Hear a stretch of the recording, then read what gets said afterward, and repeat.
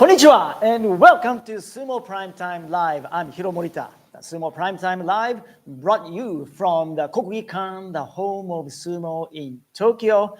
Only 2 weeks, less than 2 weeks away from we enter the new year. And thank you very much for joining us on today's Sumo Prime Time Live. It's a 45-minute live stream show coming to you live from the Kokugikan.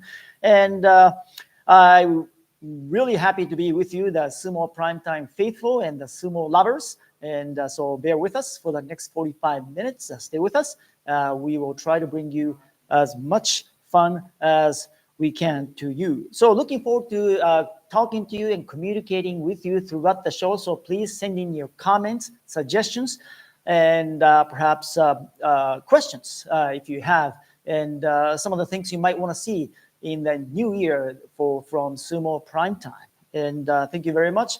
With your help, Sumo Prime Time, the inception was 2022 August, and we're now in our second year, and we've been doing this for over a year and a half, and we now have over 40,000 subscribers. Not quite to the point where we wanted before we started this year, because our goal was to reach 50,000 subscribers by the year end in 2023. But unfortunately, we're not going to get that.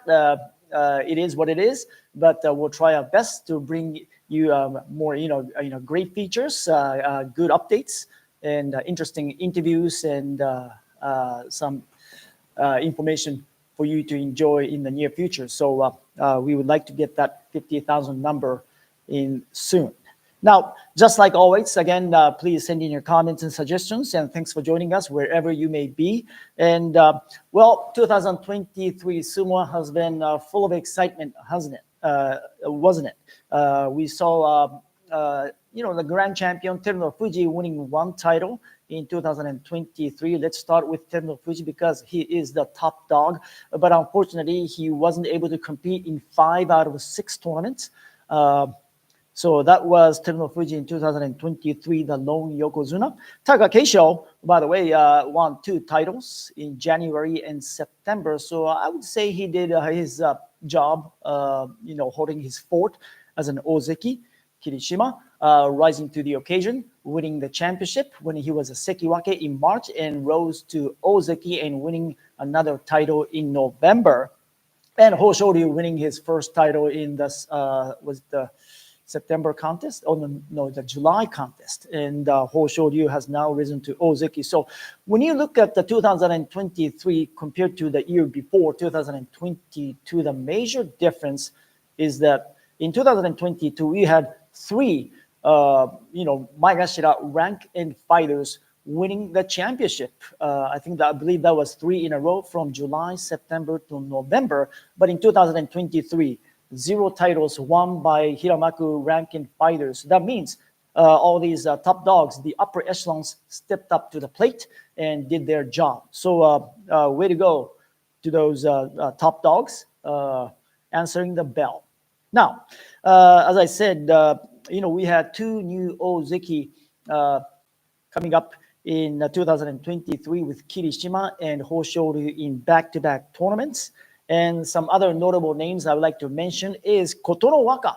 Kotono Waka competed in all 6 tournaments at Sanyaku, either Komusubi or Sekiwake. Is now knocking on the ozeki door, and we saw a vast rise of Kotono Waka, the big growth out of Kotono Waka. Now, the other young up-and-comers who rose to the challenge were Haku Oho, of course, Atami Fuji, and we also saw Gonoyama doing well in the top division. So those were some of the names that I really remember from 2023. What about you? Who is your most valuable rikishi of the year 2023? If I had to pick one, I would have to say either, well, that's 2, right? Kirishima or Kotono Waka. But I would go with Kotono Waka because Kotono Waka showed a lot of consistency, and again, showed a big growth in his sumo, psychologically, mentally, and physically as well. So I would give the little edge to Kotonowaka, even though Kirishima won 2 titles. We kind of expected Kirishima to just throw his weight around in 2023. So kind of expected, but Kirishima meeting the expectations, and we hope him to take the next step, which is to rise to the top rank of Yokozuna.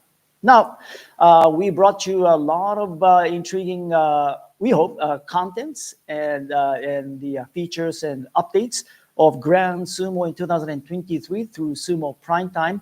Which was your favorite content in 2023? I'll start with mine before you give me yours. But mine was one of them was Kaisei's retirement ceremony that was in October, right upon completion of the September tournament. I remember that because that was my first time ever stepping onto that dojo to cut former Rikishi's top knot to send him off and officially get involved in that retirement process. That's so memorable. And Kaisei had his family from Brazil attending the event, and it was a wonderful event for Kaisei, and I truly wish the best for Kaisei. He now coaches at Asakayama there under the instruction of former Ozeki Kayo, the longtime stablemate. So I believe Kaisei is going to be a great coach, along with former Ozeki Kayo, Asakayama Oyakata. Now, the other contents that we brought you, the features that I really, sticks out to me is the interview with Tochinoshin. Did you like the interview with Tochinoshin? Tochinoshin retired in May, and we brought him in here, exactly right here, to conduct a long interview. And what I remember from Tochinoshin is that I was really impressed with the fact that when I asked him the question, what do you think of your, performance in your long sumo career? And Tochinoshin said, you know what, I could have done better. I'm like, what do you mean? You made it to Ozeki, you won 1 championship, you're from Georgia, and you did well. He said, no, I could probably make it if I had worked out a lot harder. So he was telling me he was not diligent enough, even though he was an Ozeki and a one-time champ. So it just showed me his true dedication and the feeling about himself that he, wanted to make a Yokozuna at some point, but he wasn't able to do so. He kind of blamed on himself for not working hard enough.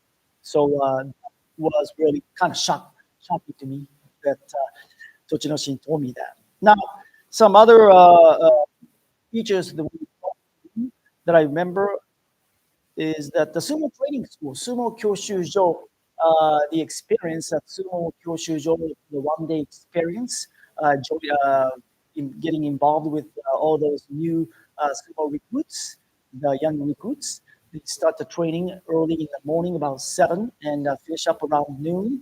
And they go through the physical training, and they go through the lectures as well. And yes, I do remember that training with Haku Oho, doing the Putsukari Iko, slamming into him, and he gave me a good training. I remember, Sumo Kyoshujo training school feature because, those guys, those new recruits go to the school for the first 6 months upon entry to pro sumo, and they learn the basics of sumo and learn that sumo is not just a sport, but a Shinto ritual. So they will learn the Shinto aspect of sumo as well. So that's how the Sumo Association pass on the tradition to the younger generation. So I really thought the sumo training school is very important. Well, now my interview with Musashigawa Oyakata, former Musashi, is another one that sticks out because Musashigawa Oyakata, he still had a killer instinct in his eyes. I interviewed him. I looked at him, I was looking at him dead in the eye, and he was, man, he could probably go out there in the ring and probably, kick some butt still these days because he told me, you can train 365 days in your, hair or stable, but what's most important is you have to go out there and perform, and you have to win. He says, your responsibility, your job is to win. not to do good sumo, not to come up short, but when you step into the ring. So he said to me, the execution is everything. Okay, so uh, he also told me that the sumo is probably like 80, 90% mental because you can be like a yokozuna in your own stable, training with your stable mates. But when you go out there, you're all by yourself. So you have to trust yourself. You have to have confidence, and you have to execute. So Musashi Gawa told me that to be a real successful rikishi, you have to have all those elements to succeed. So that really taught me how tough sumo is.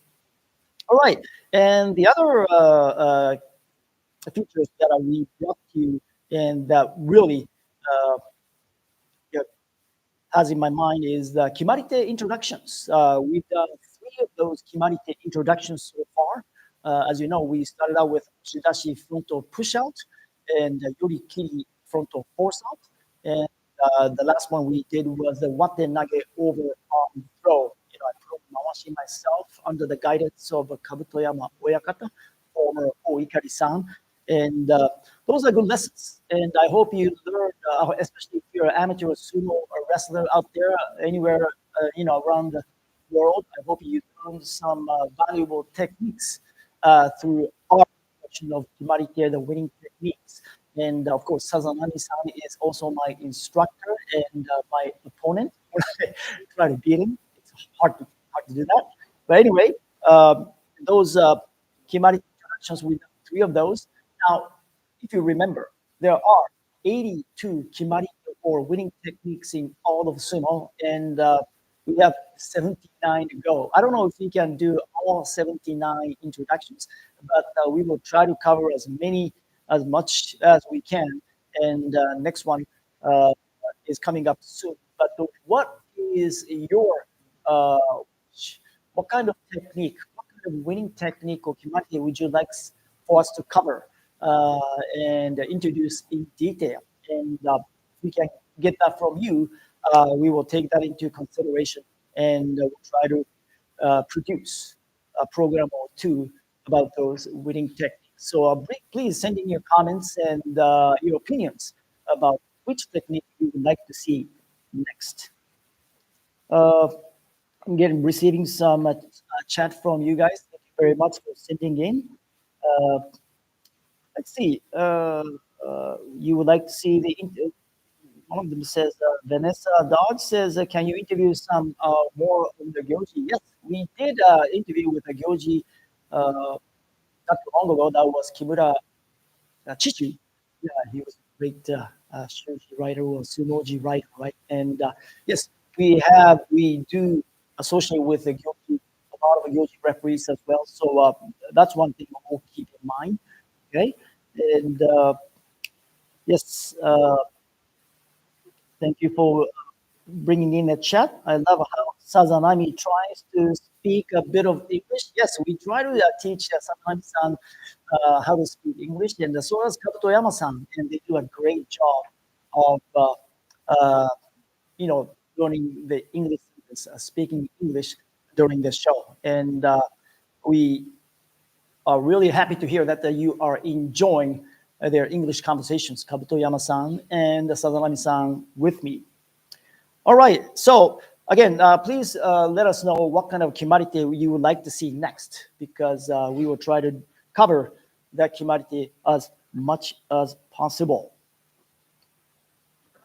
All right. Now, let's talk about 2024, next year. It's coming up, 2024 outlook. Now, I truly expect that changing of the guard to take place in 2024. What I mean by that is the King of the Ring, Tenno Fuji. I have a feeling that he could be dethroned in next year. I don't know, early part of next year or latter half of next year, but I think it's going to happen. Are we into the new era of Ozumo right now? I don't think so yet, because Tenno Fuji is the reigning Yokozuna, and unless you beat the man, we're not going to go into a new era. So you have to beat the man to be the man. Now, what I mean by that is I'm speaking of Kirishima. Kirishima will be the man in 2024, I believe. Thanks for the super chat coming in from Soundtrack 78. He says, thank you, Hiro and Sumo Primetime crew. America loves Ozumo. Thank you so much. We love America as well. I mean, of course, I grew up in America. To be honest with you, I grew up in Ohio, Columbus, Ohio. So OHIO is my signature signal that I grew up, because I grew up in Ohio. Now, another super chat coming in from Drunk Rabbit. Thank you very much, Drunk Rabbit. It says, I don't know if you're aware, according to informal polls by Ground Sumo Breakdown, Ura is the most popular wrestler among foreign fans. Ura. So any chance of getting him on Sumo Primetime for an interview? Okay, we'll keep that in mind. Ura, right? Mr. Acrobatic, Mr. Unpredictable, and he uses all these esoteric moves. Speaking of Ura in 2024, we expect him to be making the fourth highest rank of Komusubi in the upcoming January tournament, as many of you probably predict. Ura scored 4 straight wins to end the November contest with 8-7 record. So Ura is on his way up, and I expect Ura to stir things up for the top dogs because Ura is so unpredictable. Ura is getting stronger and better each basho, and Ura is not done yet. I mean, the best is yet to come from Ura. So keep your eye on Ura. And as you say, I believe it was about Drunk Rabbit, we will try to bring Ura interview in 2024 if possible. So it's kind of hard to give them access to all these, especially the top division Makunochi Rikishi these days, even if you work for the Sumo Association, because during the off months, they go to, Jungyo Provincial Tour, and the Jungyo Provincial Tour schedule is pretty much packed in the even number of months. So we'll try to squeeze in our Sumo Primetime interview with Ura and some other Rikishi in 2024 as much as possible. But Ura is a good point. Making Shinko Musubi debut in January, so keep your eye on the man. Again, getting back to Kirishima, 27-year-old man, will be the man in 2024, I believe. Now, in order for Kirishima to become the man of Ozumo, he has to beat Terunofuji. He is now 0-10 against the top dog, Terunofuji. He has never beaten Terunofuji, so let's hope that Kirishima can come through in big moment when he faces off the Yokozuna.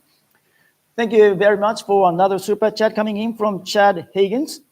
Does Koto Waka become Koto Zakura this year? This year, you mean 2024? Absolutely. Now, here's my take. In the 2024, Kirishima, as I said, will be the man by, telling Terunofuji to scoot over. I'm going to be the man.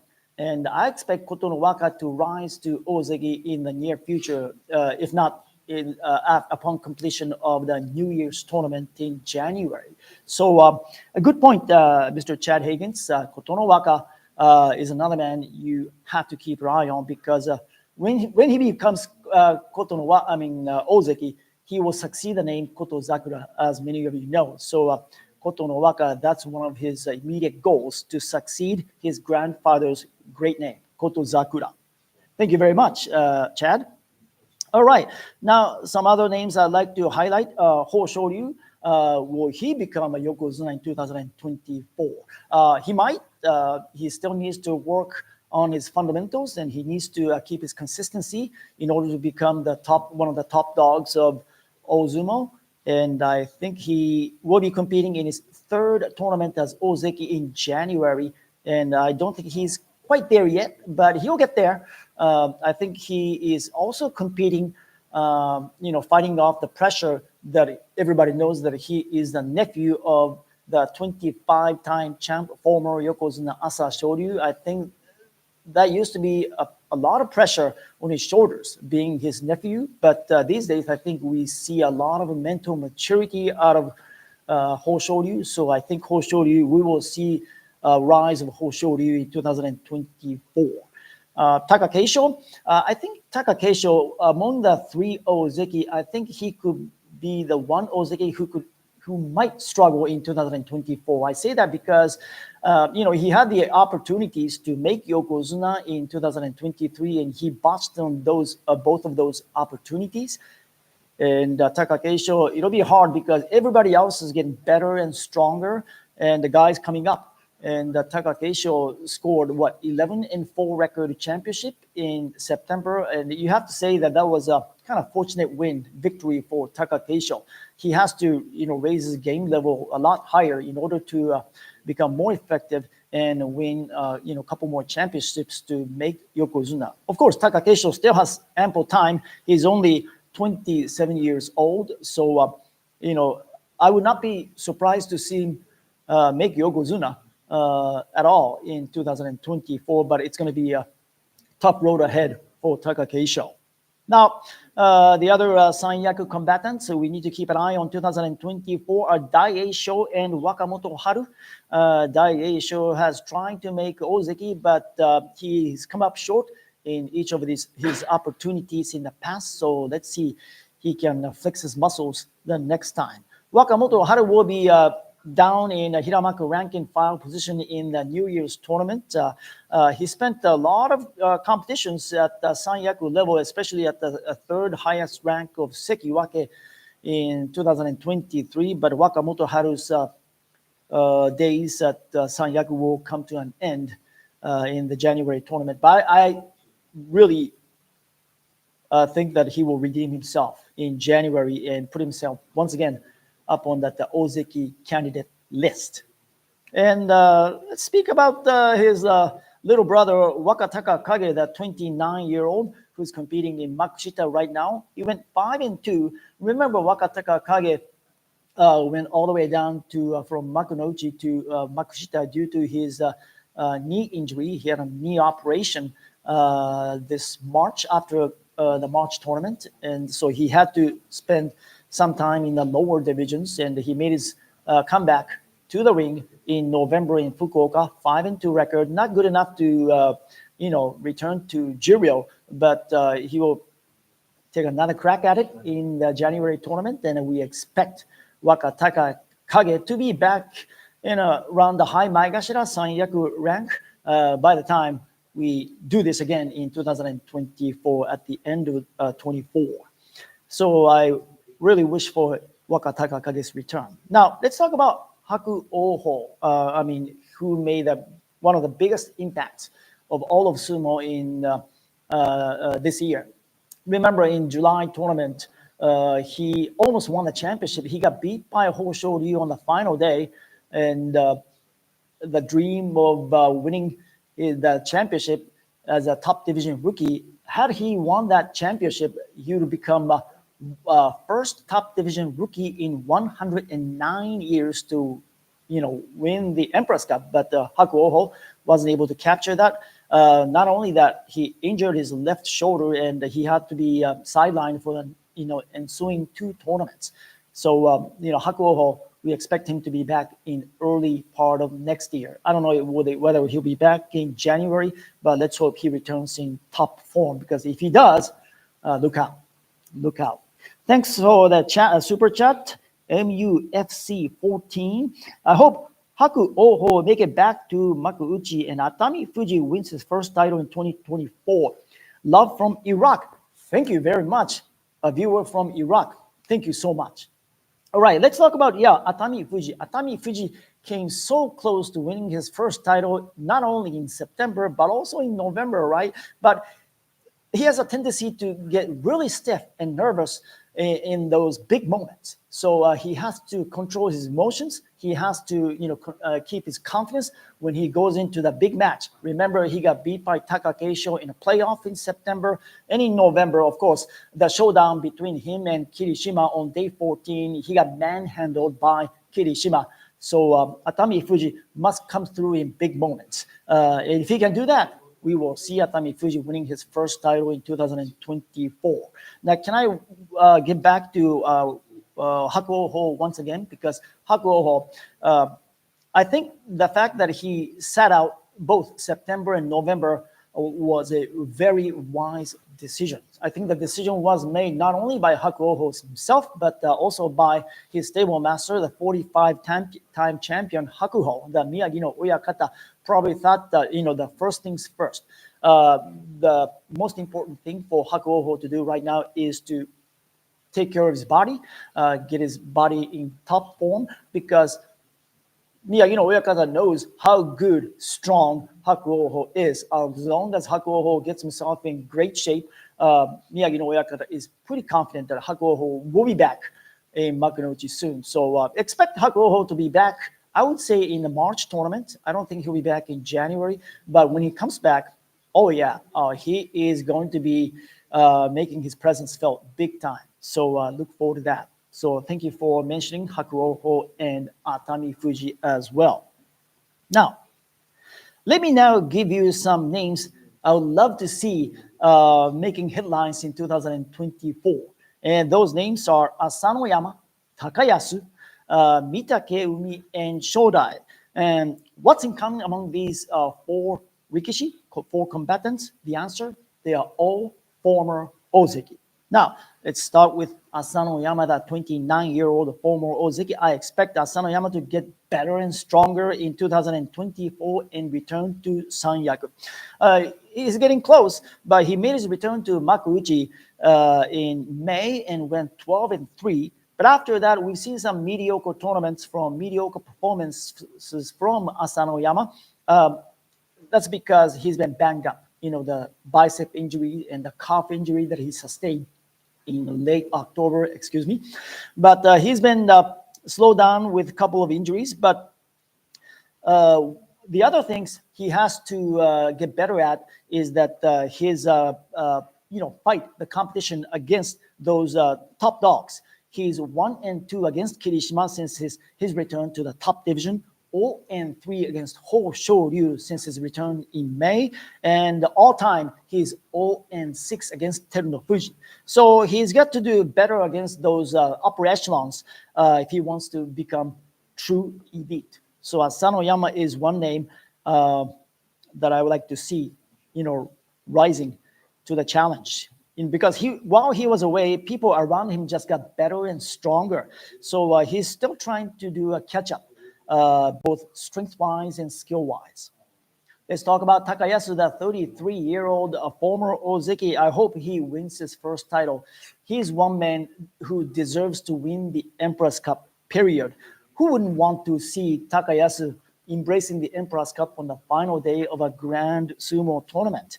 And he had missed out on so many opportunities. But hey, speaking of Takayasu, he's coming off a back-to-back double-digit winning records in 2023, September and November. So I think he is on his way back.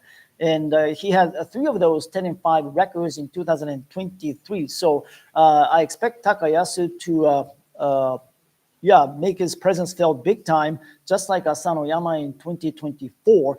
And I think he still believes that he can win a championship. And I still believe that he has what it takes to win the Empress Cup. So let's see. Let's hope the fate will shine on Takayasu in 2024. All right, let's talk about Mitake Umi, 30-year-old former ozeki. He will turn 31 on the Christmas Day, December 25th. So it's early to say this, but happy birthday, Mitake Umi. That'll happen within a couple of days.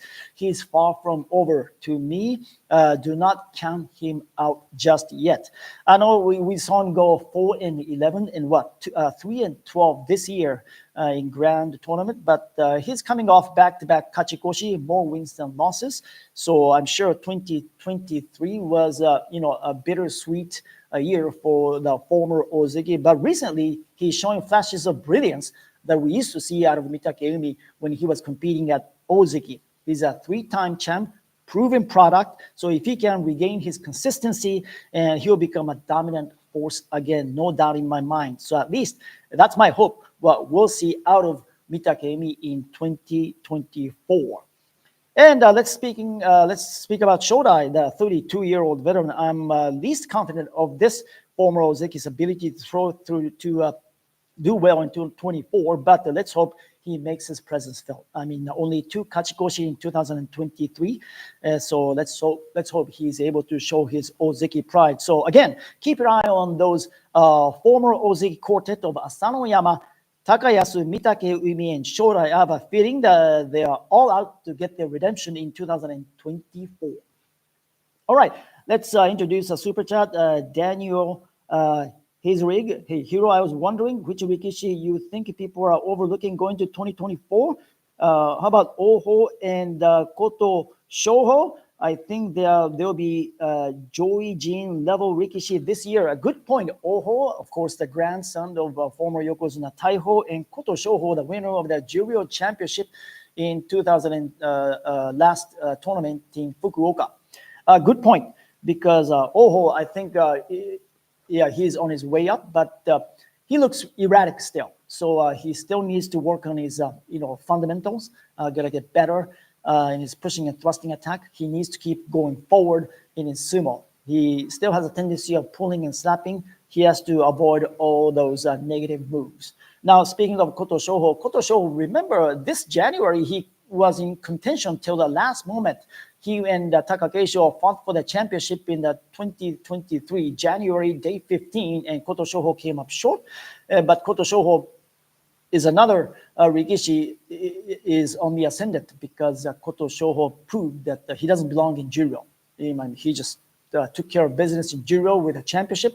He'll return to Makunoji, and let's see how he does in the January tournament. All right, let's talk about the Hatsubasho that's coming up. Hatsubasho, Teruno Fuji, the big question, will he return to action? 3 consecutive absences for Teruno Fuji, 5 out of 6 in 2023. How good is he if he comes back?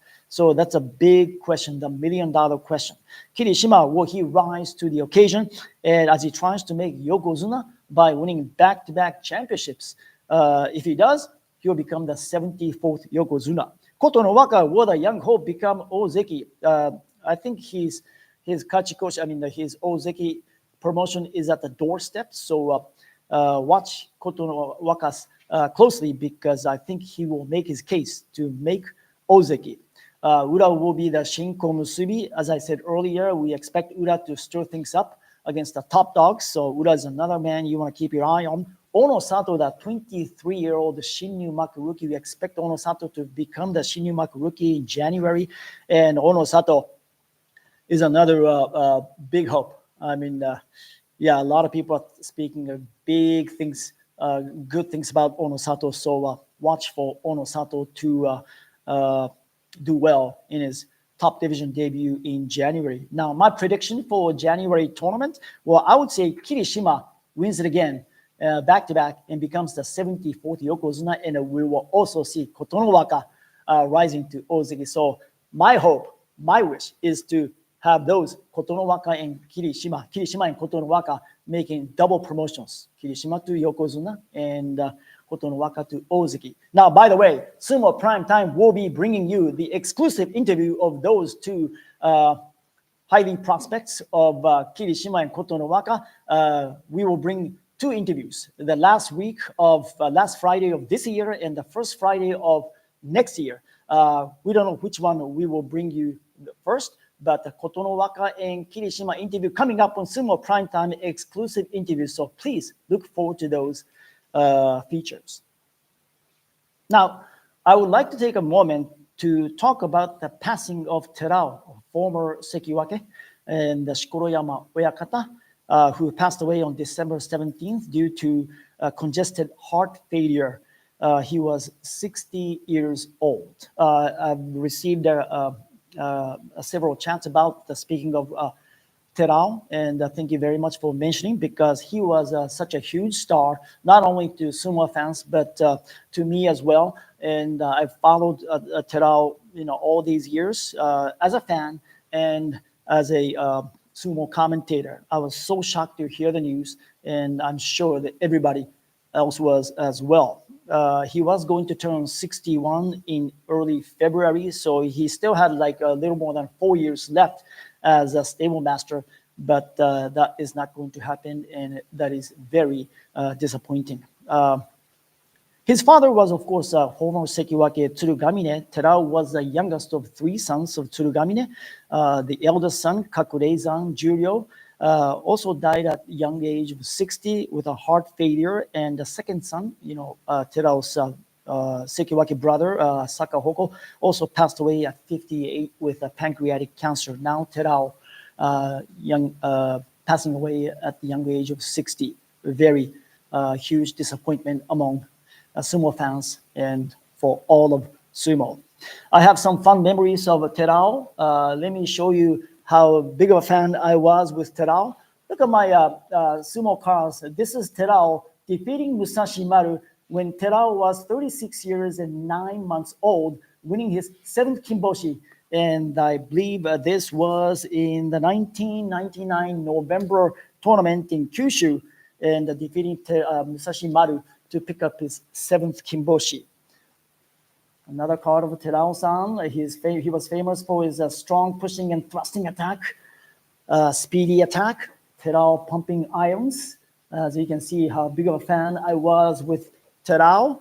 And here's Terao-san with Kesho Mawashi as well. I also brought you my memorabilia of Terao. This was from the 1998 November tournament of Banzuke, the Ebanzuke, or the illustrated Banzuke. And on the right here, this is Terao right here.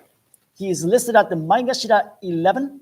And if I can read it correctly, it says he only weighs 113 kilograms. Terao in 1998 November Basho Ebanzuke. This is what made Terao so special, because